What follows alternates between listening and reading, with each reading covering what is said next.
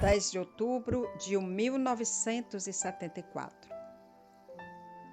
Naquela noite de quinta-feira, a Igreja Batista 2 de Julho realizava a sua 16ª Assembleia em seu templo, na Rua Carlos Gomes. Em pauta, a análise de uma carta da União de Mocidade.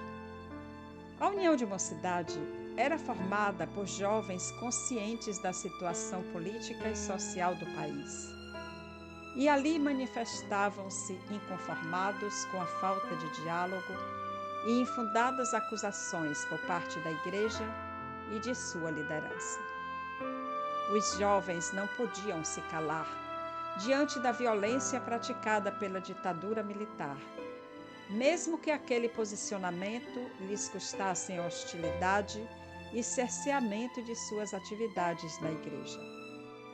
Não podiam se calar diante das desigualdades sociais do povo brasileiro, da inflação que corroía os salários dos trabalhadores, mesmo que por isso fossem considerados comunistas. Não podiam se calar diante dos preconceitos religiosos no meio evangélico, pois tinham compreensão de uma religiosidade livre de rótulos, mesmo que por isso fossem apontados como praticantes de ecumenismo. Foi uma assembleia tensa e tudo finalizou com 17 jovens solicitando suas cartas demissórias.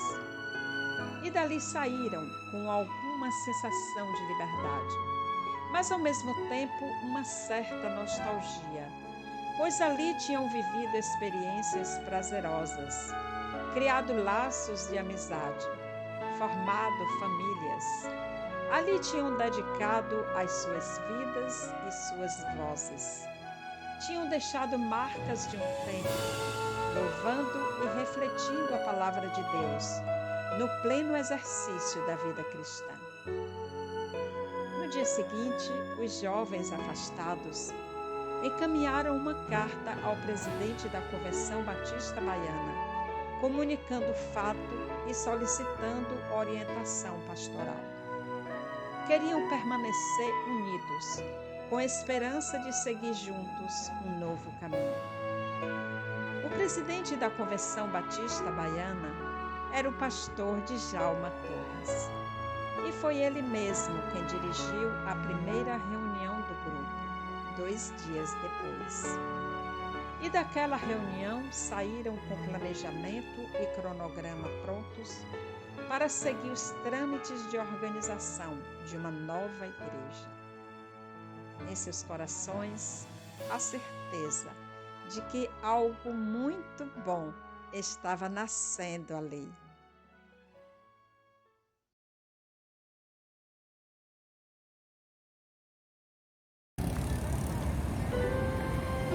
De fevereiro de 1975, noite festiva na Igreja Batista Moriá. Após o cântico do hino 112 do cantor cristão e leitura do Salmo 100, dirigida por pastor José Luiz de Carvalho, teve início a cerimônia de organização da Igreja Batista Nazaré. Após os acontecimentos na Igreja Batista 2 de Julho, o grupo fora aceito na Igreja Batista Moriá e naquela noite estavam dando mais um importante passo. Orientado pelos pastores Djalma Torres e Aliado Barbosa, o grupo tinha encontrado um caminho, respeitando o rito denominacional, para constituir-se como Igreja Batista. Naquele período de transição, tinham realizado vários estudos sobre missão de igreja e definiram a trilogia que sustenta os pilares de Nazaré: coinonia, querigma e diaconia, ou seja, comunhão, proclamação e serviço. Naquela noite de 14 de fevereiro, em 1975, a comunidade sabia que estava no caminho certo, de mãos dadas com Jesus Nazareno, e que algo muito bom haveria de ter na nova Igreja Batista Nazaré.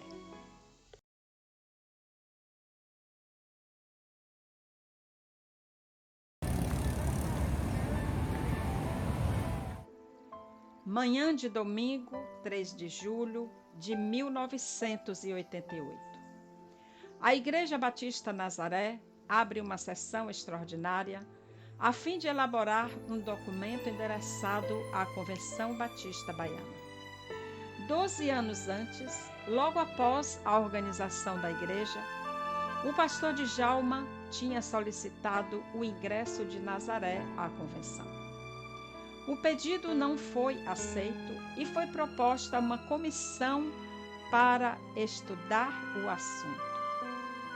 O pedido ficou sobre a mesa por 10 meses, até que, enfim, foi encaminhada a solicitação de documentos para a filiação. Após os trâmites legais, a Junta Executiva Estadual confirmou a inclusão da igreja em seu rol cooperativo. Igreja e convenção conviveram durante 12 anos, apesar das discordâncias, sobretudo pela atuação ecumênica de Nazaré e por sua visão crítica diante da organização denominacional, especialmente pelo apoio dado ao governo militar. A igreja foi percorrendo um caminho que a convenção não estava preparada a dialogar. Foi assumindo posturas corajosas em relação à política, apoio à classe trabalhadora, aos povos latino-americanos, reforma agrária e outras questões socioambientais. O SEPTAS era o braço social e um canal de comunicação da igreja e editava um boletim mensal. Porém, esses boletins eram frequentemente impedidos de circular nos meios evangélicos tradicionais, a exemplo das comemorações do centenário de batistas no Brasil. Nazaré não se intimidava, nunca deixou de fazer o que entendia como sua missão profética. Em abril de 1988, juntamente com a COSPAC, foi realizado em seu templo um culto em homenagem aos 8 anos de morte de Dom Oscar Romero, assassinado em São Salvador. Este foi o fato determinante que levou a Junta Executiva da Convenção a criar uma comissão para questionar as ações, publicações e posicionamentos da Igreja. Alegando não ter tido a oportunidade de encontrar o pastor Djalma, a comissão enviara por carta acusações de, abre aspas, violação da consciência batista e comprometimento da lealdade a Cristo, fecha aspas. Naquela manhã de domingo, 3 de julho de 1988, a igreja, reunida em sessão extraordinária, sentia-se indignada por uma interpretação tão superficial. O documento elaborado foi aprovado por unanimidade e veio a ser um dos mais importantes pronunciamentos da Igreja, onde reafirma a sua opção ecumênica e social. A resposta da Convenção foi certeira: exclusão. A exclusão de Nazaré pela Convenção foi noticiada no jornal à tarde e outros meios de comunicação da época. E como Natanael, todos falavam com ironia: pode algo bom sair de Nazaré? E como Filipe, a igreja respondia: vem e vê. Eurico Nelson, você foi o representante da igreja naquele dia. Como se deu a exclusão da igreja? Foi um momento bastante frustrante para mim, porque eu fui designado para representar a igreja no evento. Levei comigo um documento, uma carta, que afirmava a nossa fé em Deus, Criador, a nossa identidade batista, a nossa vocação ecumênica. No intervalo do almoço, não sei, eu tive de sair com meus pais idosos. E ao retornar, soube que a exclusão da Igreja Batista Nazaré, que estava pautada para as 15 horas, foi antecipada para as 13 horas, covardemente. Assim, numa inexplicável mudança de horário, a igreja foi excluída sem a presença do seu representante e sem a oportunidade de se manifestar através da leitura da carta. Mais uma vez, o fundamentalismo religioso lançou mão de um expediente unilateral, um diálogo sem ética. Isso é lamentável.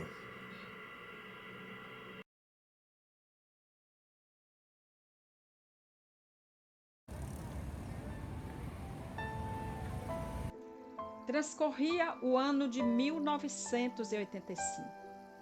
A Igreja Batista Nazaré caminhava lançando as sementes da democracia, respeito à diversidade, construindo pontes e abrindo espaços de diálogos com grupos, igrejas e comunidades. O tempo passava, a má fama corria e Nazaré continuava enfrentando novos desafios. Na primeira Igreja Batista do Brasil, os jovens viviam em estado de tensão com seu novo pastor. Eram frequentemente alvo de medidas disciplinares por ter uma visão crítica sobre diversas abordagens teológicas, sobre a situação política e social do país e outras questões de aspecto doutrinário. No dia 10 de junho, um grupo resolveu solicitar transferência para Nazaré.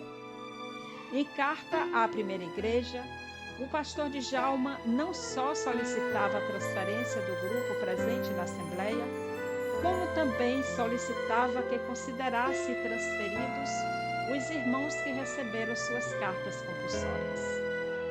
Os novos membros foram um sopro renovado em Nazaré, com entusiasmo e cooperação em todos os departamentos da igreja, especialmente o de música, com instrumentistas, grupos musicais e fortalecimento do coral.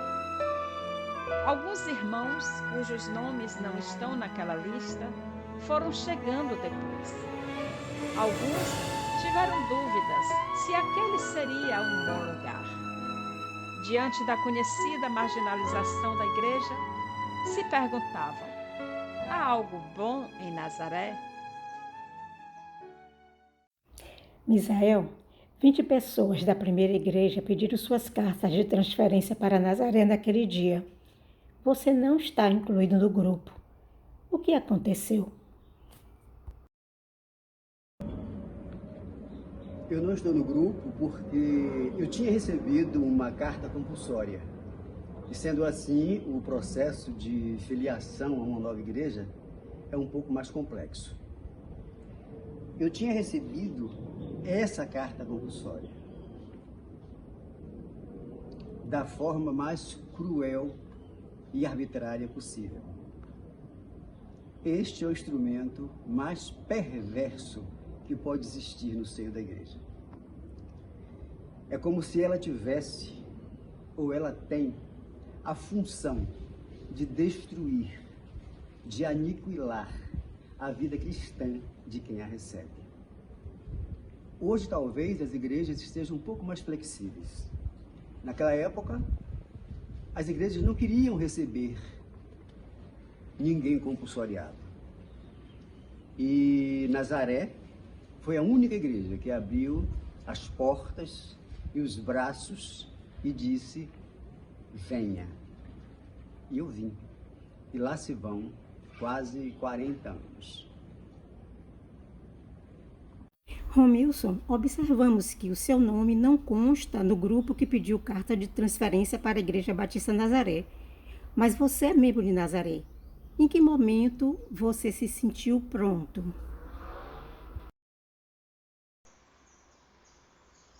Veja bem, a ruptura de uma tradição, de uma cultura religiosa, ela é muito difícil, né?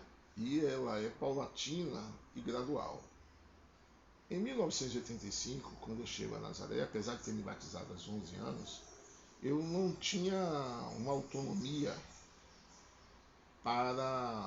suficiente para mudar, né, e pedir carta de transferência.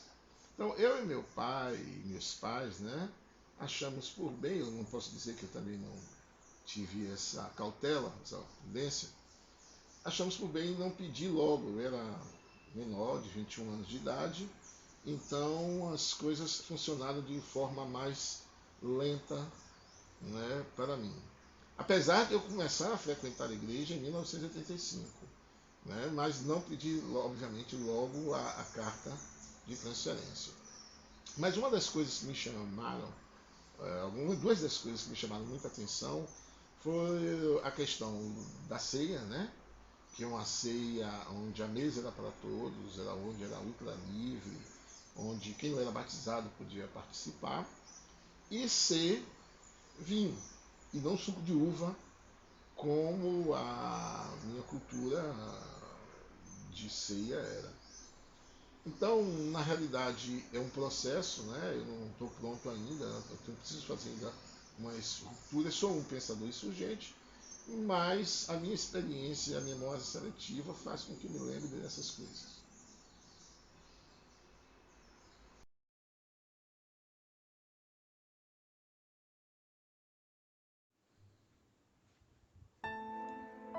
...23 de setembro de 2011. Casa da Música, na Lagoa do Abaeté. Boa noite, Lupicínio. Aquele espetáculo foi algo bom em Nazaré. Com primorosa produção e cantoras e cantores de Nazaré, a música de Lupicínio Rodrigues encontrou um público entusiasmado. Desde sempre, Nazaré manifesta sua vocação pela música, pela cultura e pela arte. A Feira de Alegria e Arte foi criada no primeiro ano da igreja e passou a ser um evento frequente. De tempos em tempos, adquiria novos formatos, novos objetivos, novos títulos, porém a música esteve sempre presente. Foram muitos eventos musicais na vida de Nazaré. Alguns deles em espaços culturais e teatros da cidade, e muitos outros realizados no templo, com produções memoráveis.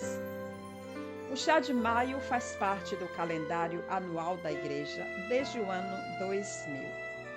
É um evento beneficente e surpreende os convidados por apresentar a música popular brasileira, o tropicalismo, o baião ou o rock. Mas não só a música alimenta a vocação artística de Nazaré. A poesia está presente nas liturgias através dos salmos, textos poéticos de conhecidos autores e de irmãs e irmãos da comunidade. Vinícius de Moraes escreveu que a vida é a arte do encontro, e Nazaré sabe cultivar esta arte de várias maneiras. Os encontros realizados pelo Departamento de Comunhão têm sido de diferentes formatos, por diferentes motivos, em culto nos lares, depois dos cultos na igreja, nas comemorações fora do templo, em qualquer dia, em qualquer lugar. O importante é sempre a arte do encontro. Desde 2004, o acampamento anual tem sido realizado no Hotel Coco Beach. O programa é elaborado por Pastor Joel e departamentos de comunhão e proclamação. E aborda temas relevantes da vida cristã, família, temas inclusivos, ambientais, além de entretenimentos, música e alegria. A espiritualidade vai se revelando em pequenos gestos de comunhão, com as orações matinais em duplas, até as manifestações de gratidão e abraços fraternos no culto de encerramento. E se alguém, com ironia, perguntar: há algo bom em Nazaré? A resposta é simples, com arte, música e poesia. Sim, há algo bom em Nazaré.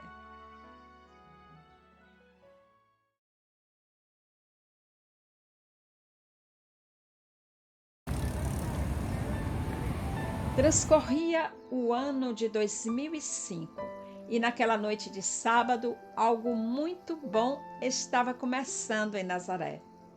As mesinhas dispostas em círculo no quintal formavam um espaço no centro e ali foi colocado alguns vasos de samambaia que dançavam com o vento fresco na boca da noite. Da cozinha, o cheiro de comida prenunciava um delicioso jantar.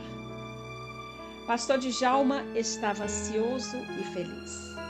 Há muito tempo tivera a ideia de realizar aquele evento que chamou de Jantar Teológico. Foi um evento desafiador pelo convidado e pela temática.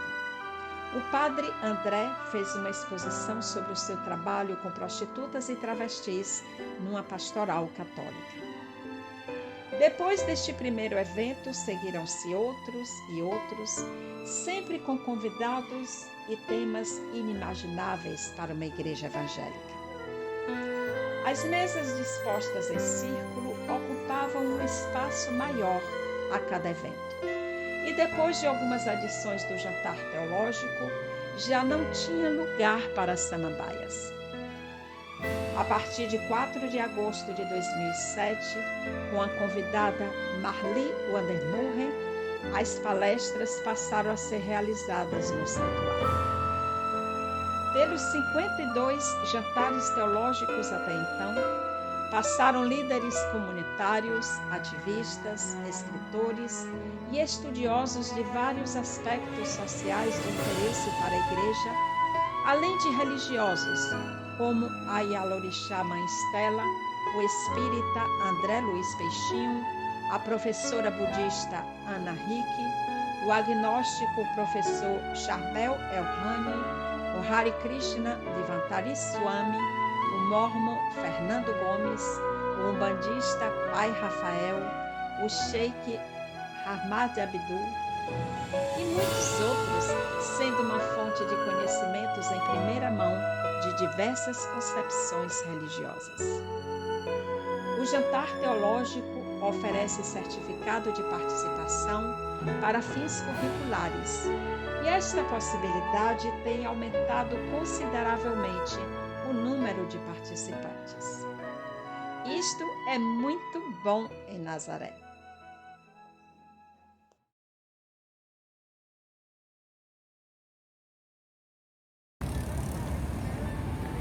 De 22 a 24 de setembro de 2005, cidade de Olinda, Pernambuco. A igreja de Butrins, sem portas nem janelas, era um convite aberto a toda a comunidade para participar do 4º Fórum Popular de Reflexão Teológica. Foram convidados diversos pastores, pastoras, líderes religiosos do Nordeste brasileiro e do estado de Goiás, a pastora Estela Hernandes, presidente da Fraternidade das Igrejas Batistas de Cuba, o pastor Manfred Grelet, da Visão Mundial, o teólogo José Comblan e outros representantes de instituições. Em pauta, a realização de um sonho antigo da Igreja Batista Nazaré. Pastor Djalma Torres, ainda como pastor titular da igreja, estava acompanhado pelos irmãos Eurico Nelson Sampaio, Fatuel Alves e a irmã Suzete, representando a Missão Candace. Aquele importante momento na vida da igreja não se deu de repente. Diante do isolamento denominacional e seguindo a sua vocação ecumênica, a igreja ampliara seu relacionamento com outras denominações e passara a cooperar com diversas entidades ecumênicas como a SESI, Koinonia, SEBIC, Conselho Mundial de Igrejas e outras, passando a ser conhecida no Brasil e no mundo. Com o pastor Raimundo César, da Igreja Batista Esperança, e o pastor Stenhauster, diretor da Aliança de Batistas dos Estados Unidos, foi iniciado contatos para a formação de uma rede de igrejas batistas progressistas no Brasil. Era cada vez mais necessária e premente a fundação de um organismo que acolhesse batistas e outras denominações cristãs de caráter ecumênico. A Igreja Batista Nazaré foi a primeira igreja afiliada e é seguida por outras igrejas, pessoas e grupos que reafirmam a tradição cristã com conceitos de liberdade individual, congregacional e religiosa para todas, todos e todas. A Aliança de Batistas do Brasil não confronta outras organizações denominacionais vigentes.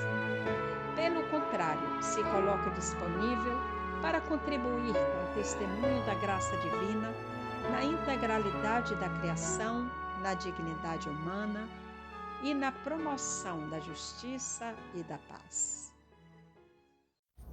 Camila, a Igreja Batista Nazaré é membro fundadora da Aliança de Batistas do Brasil, mas as suas ações sempre foram pautadas pela compreensão ecumênica. Como dimensionar a representatividade da aliança? Ocupar espaços de maneira coletiva potencializa a representatividade. E aí, como membro fraterno do CONIC e do CLAI, Nazaré já desenvolveu um importante trabalho dentro do ecumenismo cristão. Porém, com a Aliança de Batistas do Brasil, a Nazaré vai poder ocupar esses espaços como membro pleno, né? Já que a Aliança de Batistas do Brasil torna-se membro pleno desses espaços, e aí vai ter direito à voz e à voz. Com o olhar de presidenta da Aliança de Batistas do Brasil, há algo bom em Nazaré que tem influenciado o caráter progressista da aliança? Não há nada que não seja bom em Nazaré. Nazaré é a primeira igreja a tornar-se membro da Aliança de Batistas do Brasil. E ela trouxe para essa organização a sua longa história de rupturas, de acolhimentos, a sua característica do diálogo interreligioso, importantíssima para a ABB, a sua posição política sempre pelos mais necessitados e o fato de ser, em todas as suas ações, deliberadamente inclusiva.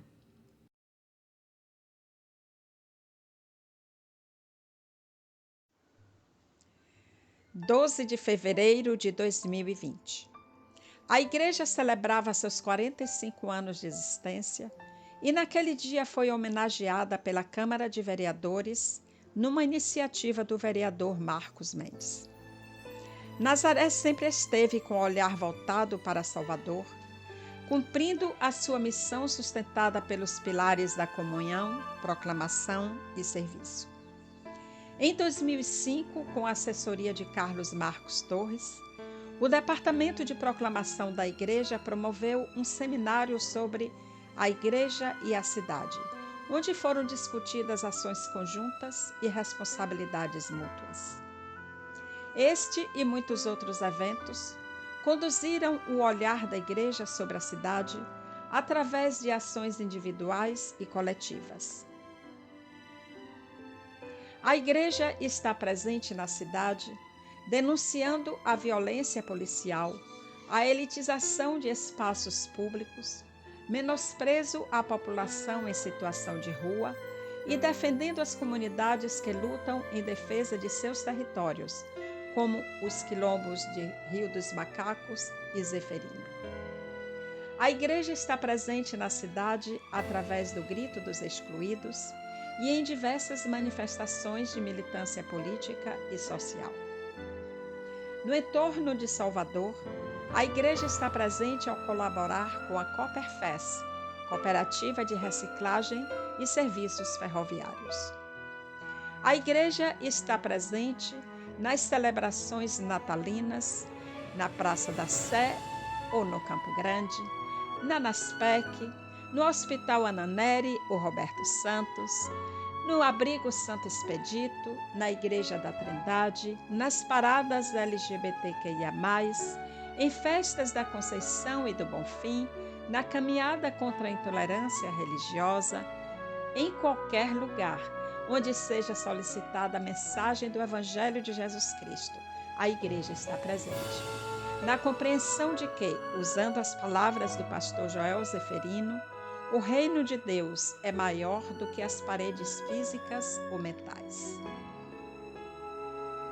De 2002 a 2019, a Igreja Batista Nazaré esteve presente no Fórum Interreligioso de Saúde, através da coordenação da irmã Dalva Monteiro, que, junto ao padre Jorge Brito, da Asa Pastoral da Saúde, realizaram 18 edições do Fórum, com o objetivo de promover o fortalecimento e humanização do SUS. Após a pandemia, a realização presencial tornou-se inviável e tem sido pensado outras formas de atuação, como o projeto AISU. Para a Igreja Batista Nazaré, fica a certeza de que sua história continua sendo escrita pelas tintas da resistência, luta e fé. Naquele dia de homenagem pelos 45 anos da Igreja, o pastor Djalma Torres fez um discurso emocionado na Câmara de Vereadores. Quando o coral da Igreja cantou a música Maravilha Viver, tendo o pastor Joel Zeferino como solista e Jean Prado como maestro, podia-se perceber a gratidão pelas bênçãos da caminhada e a certeza de que é muito bom esse jeito especial de ser igreja.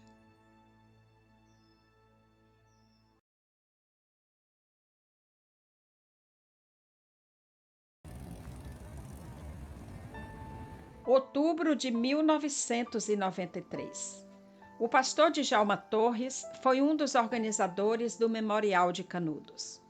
Com a incorporação do MST, de representantes indígenas e caravanas de todo o país, a Romaria de Canudos, naquele ano, adquiriu uma dimensão política nacional e símbolo da reforma agrária. Naquele tempo, a reforma agrária era discutida na sociedade. Em 1998, Nazaré contribuiu com um pronunciamento que foi entregue pelo irmão Paulo Torres durante a Conferência Continental das Américas. Foi também em 1998 que Nazaré foi a Cuba, estreitando laços com a Fraternidade Batista de Cuba. Acompanhando o pastor Djalma, seguiram Lusivone, Dalva Monteiro, Marta Pinilos, Eurico Nelson e Pan Reginaldo Sampaio. Os relatos de suas experiências se encontram no livro comemorativo dos 25 anos da Igreja. Após a posse do pastor Joel Zeferino, em agosto de 2004, intensificaram-se as viagens nacionais e internacionais, pois foram fortalecidas as relações da Igreja com organismos e entidades ecumênicas, especialmente após 2005, com a formação da Aliança de Batistas do Brasil e posterior filiação ao CONIC. Em 2007, o CLAI Continental aceitou a Igreja Batista Nazaré como membro fraterno. Estiveram presentes na Assembleia em Buenos Aires o pastor Joel e a irmã Verônica Santana. Em julho de 2010, pastor Joel participou do curso de leitura popular da Bíblia em São José, Costa Rica. Igrejas livres e Estado laico, fronteiras e conflitos, relações e tensões. Com este tema, pastor Joel coordenou um encontro com a juventude no Rio de Janeiro, em 2010. E seguiram-se outros eventos desta natureza. Outro momento histórico para os batistas brasileiros ocorreu em 2013, durante a 6ª Assembleia do CLAI, quando a Aliança de Batistas do Brasil foi recebida como membro pleno. Foi uma grande conquista para Nazaré, para a Igreja Batista do Pinheiro e todas as igrejas afiliadas da Aliança. Mais uma vez, representando a Aliança, o pastor Joel viajou aos Estados Unidos em 2013 e 2015 para participar da Assembleia de Batistas daquele país, onde cumpriu uma extensa agenda, visitou várias igrejas e manteve contatos com outras entidades e organismos ecumênicos internacionais. Em outubro daquele ano, participou da primeira caminhada contra a intolerância religiosa em Feira de Santana. E com o pastor Jorge Neri, participou do ato do lava-pés aos representantes da religião afro.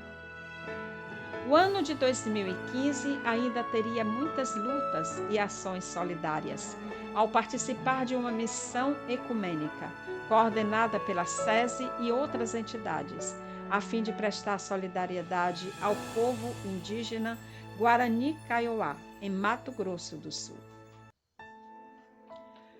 Começava o ano de 2016 e a então presidenta Dilma Rousseff e o ministro das Cidades Gilberto Kassab buscavam soluções para a erradicação do mosquito Aedes aegypti nas residências de todo o país.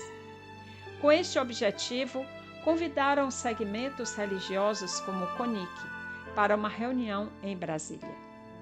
O pastor Joel é o representante da aliança e, por conseguinte, de Nazaré. Pastor Joel dá uma importante colaboração ao reconhecer em seu pronunciamento que a informação de medidas sanitárias é também um papel social da Igreja. Representando a Aliança de Batistas do Brasil, pastor Joel participou também da celebração ecumênica da 54ª Assembleia da CNBB em Aparecida, São Paulo. Foi a primeira vez que uma entidade batista brasileira teve um representante em um conclave da Igreja Católica Apostólica Romana no Brasil. O pastor Joel foi convidado a participar do planejamento da campanha Fraternidade Ecumênica 2016 e atualmente é membro pleno da campanha. Março de 2018. Após a sua participação no Fórum Social Mundial em Salvador, pastor Joel segue para Brasília a fim de participar do FAMA, Fórum Alternativo Mundial da Água, evento interreligioso que tem como objetivo denunciar e conclamar que a água é um direito e não uma mercadoria. Ainda em 2018, Nazaré transpõe as fronteiras da cidade de Salvador e segue sua caminhada pelo sertão de Alagoas, na pequena cidade de Champreta. Ali, Nazaré mantém profundas relações com a comunidade há mais de 15 anos, fazendo visitas periódicas e diversas formas de cuidados e afetos. Em 2019, Nazaré, na pessoa do pastor Joel, participa com a SESI e outras entidades parceiras de uma missão ecumênica pelas águas dos Cerrados da Bahia, a fim de denunciar o cenário de conflito e violência na região. E chegou o ano de 2020. A viagem de férias do pastor Joel, em março, foi interrompida após a instauração da quarentena em Salvador, por conta da pandemia do Covid-19. E de repente tudo mudou, menos o sentimento de comunhão e solidariedade aos que resistem na luta por um mundo melhor, transpondo fronteiras, construindo diálogos, caminhando sempre. Segue Nazaré com resistência, luta e fé. 19 de março de 2020. Uma doença causada pelo novo coronavírus assombrava o mundo. As notícias eram amplamente divulgadas. Porém, os brasileiros, com o otimismo que lhe é peculiar, não imaginavam que o coronavírus chegasse ao Brasil com a mesma agressividade que varria o resto do mundo. Alguns dias antes, a Organização Mundial da Saúde declarara que o mundo vivia uma pandemia. Mas tudo parecia distante e improvável que chegasse aqui, a abençoada terra de todos os santos. Aquele dia, porém, era o prenúncio de um novo tempo de sombras e dor. O governo do estado da Bahia tinha decretado estado de emergência para fins de prevenção e enfrentamento à doença. Uma das medidas foi o fechamento dos templos religiosos por 14 dias. Foi o início de uma longa e extenuante luta contra o Covid-19.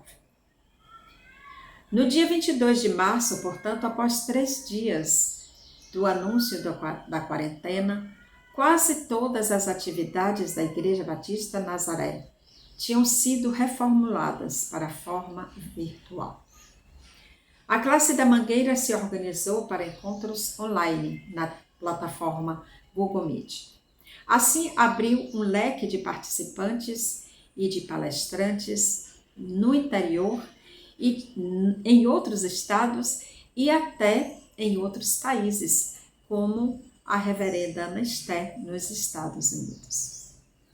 A classe santuário já se comunicava através de um grupo do WhatsApp e as coordenadoras da classe se mobilizaram para fazer reflexões em vídeos e enviar ao grupo no primeiro domingo da quarentena. Os temas das reflexões eram paciência, resiliência, criatividade e louvores. Não poderiam imaginar que temas como aqueles seriam necessários e importantes, pois os 14 dias previstos se estendem agora por quase 2 anos. Com o passar do tempo, a classe santuário foi aprimorando o seu projeto litúrgico através de um vídeo semanal lançado no YouTube. Além do rico conteúdo programático e convidados especiais, o projeto chama a atenção pela qualidade da edição realizada por Vera Lúcia Torres. E assim segue vitorioso, agora com o pastor Luciano e Rosina Borges na coordenação. Sem recursos tecnológicos, as crianças e juniores não tiveram atividades online, mas tiveram alguns encontros ao ar livre com as suas professoras. As necessidades básicas de suas famílias são, até hoje, atendidas pelo Departamento de Serviço, com suprimentos diversos entregues em seus domicílios. Os cultos de domingo à noite foram substituídos pela forma online, através do Facebook e YouTube, com assessoria de Karen Sofia. Para o culto de oração foi criado um grupo de WhatsApp a fim de serem postados os pedidos de oração e o link do culto através do Google Meet.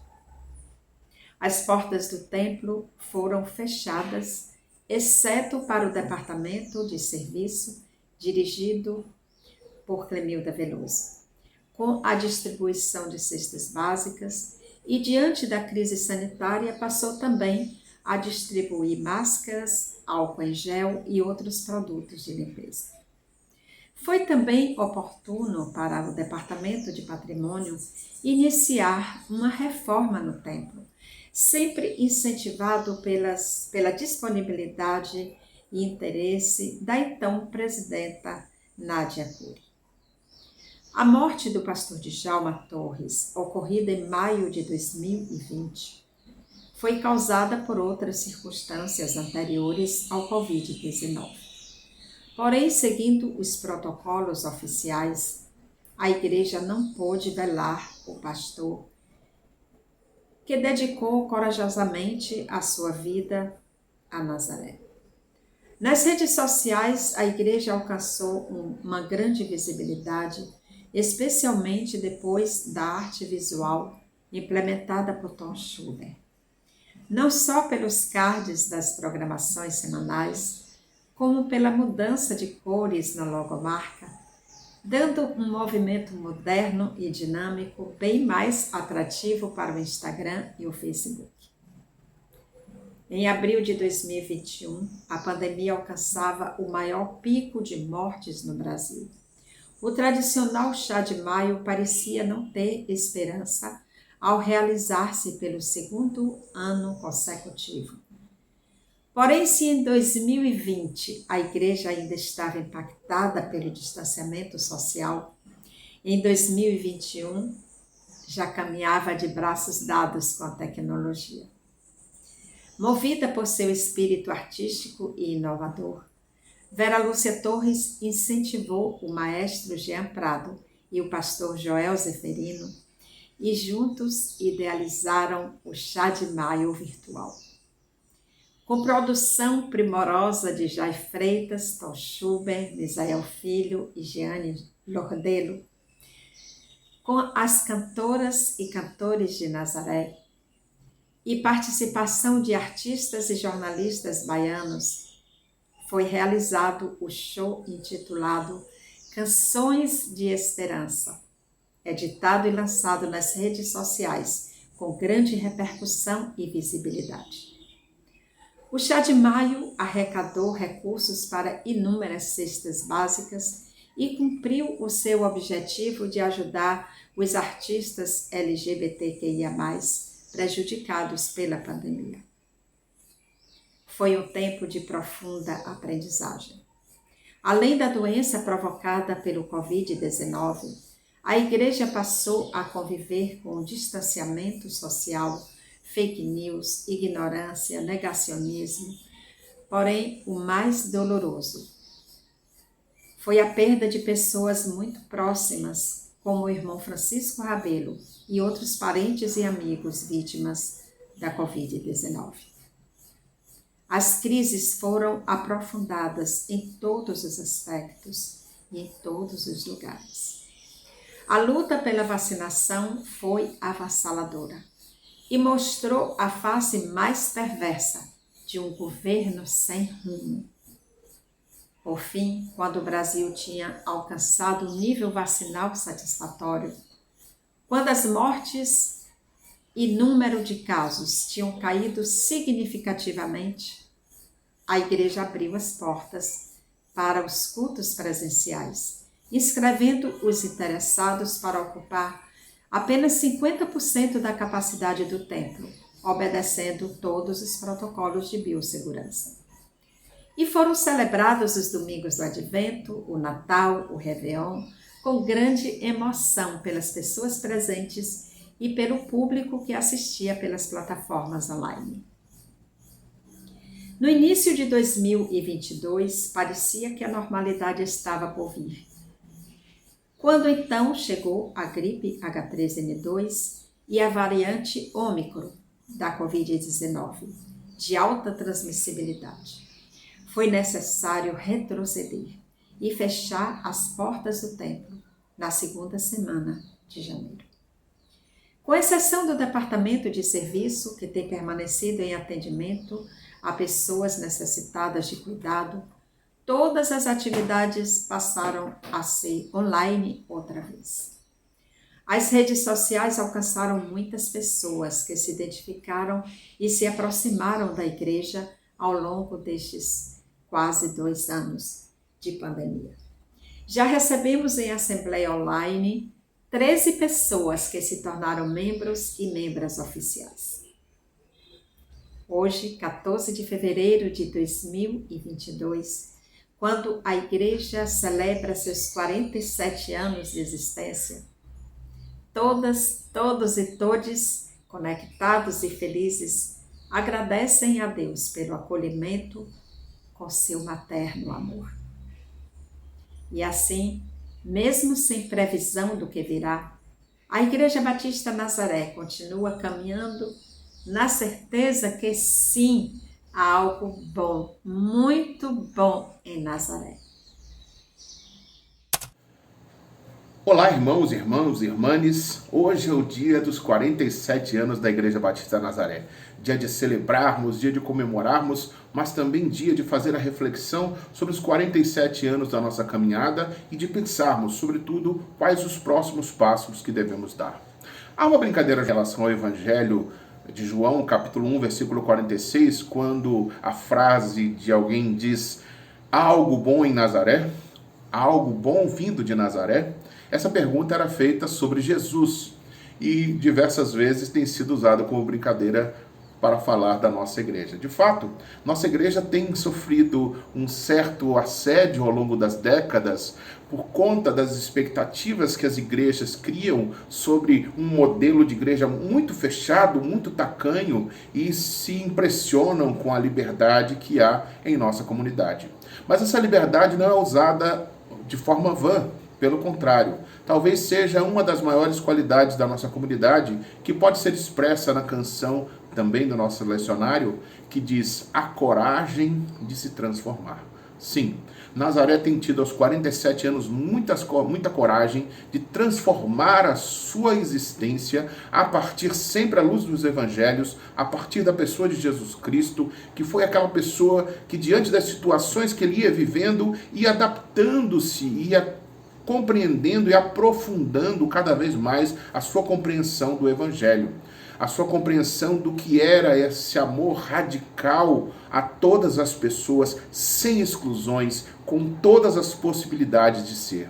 É isso que Nazaré tem feito nesses 47 anos, e é isso que Nazaré precisa continuar fazendo nesses próximos anos que virão, porque novos desafios estão colocados. Estão colocados pelo lado de fora, porque a vida está em constante mudança, as desigualdades nos desafiam, porque elas sempre estão, claro que estruturalmente ligadas à pobreza, ao machismo, ao racismo, à LGBTIA+fobia, mas de alguma forma elas têm os sistemas de opressão têm uma forma de misturar essas coisas que nos confundem, que nos fazem ficar perplexos. E nós temos que ter olhares atentos e uma reflexão profunda e poderosa para saber como agir contra esses sistemas de morte. De fato, vivemos esse momento onde o ódio perdeu a vergonha, onde o ódio está escancarado. E nossa resposta tem que ser a mais amorosa possível. E aí esse olhar para o cenário externo é sempre um desafio constante para que a gente não fique estagnado no tempo. Mas não é só de fora que vêm os desafios. De dentro da nossa comunidade também gritam vozes, porque como somos essa comunidade que tem trilhado esse caminho da abertura e da inclusão, nós estamos também sendo desafiados por aqueles que vão chegando à nossa comunidade e perguntam: qual é o nosso lugar? Qual é o nosso papel? Nós estamos aqui e qual o espaço que nós podemos ocupar? E nós temos que afirmar e afirmar e afirmar que todas as pessoas têm todos os papéis possíveis dentro da nossa comunidade. E esse é um desafio que nós ainda precisamos aprender a cada dia. Precisamos modificar nossa linguagem, nosso jeito de ser e de fazer as coisas. Por isso, para os próximos anos de Nazaré, eu prevejo muitos desafios, como foi assim nos 47 anos que nos trouxeram até aqui. Mas a certeza de que estamos prontos, com coragem, com muita vontade de ser essa comunidade seguidora de Jesus. Nós temos aí, nesse ano, o desafio de 3 concílios e 3 consagrações ao ministério pastoral que já estão colocados. Isso nos desafia internamente e externamente. Isso nos faz perceber que estamos caminhando. Vamos continuar assim, caminhando com Jesus, na simplicidade do gesto, na coragem da transformação e no amor que envolve todas as pessoas. Parabéns, Igreja Batista Nazaré. Parabéns para que a gente continue sempre caminhando com coragem, com resistência, luta e fé. Amém. Leitura de João 1, 43 a 46. No dia seguinte, quis Jesus ir a Galileia e achou a Filipe e disse-lhe: segue-me. E Filipe era de Betsaida, cidade de André e de Pedro. Filipe achou Natanael e disse-lhe: havemos achado aquele de quem Moisés escreveu na lei e os profetas, Jesus de Nazaré, filho de José. Disse-lhe Natanael: pode vir alguma coisa boa de Nazaré? Disse-lhe Filipe: vem e vê.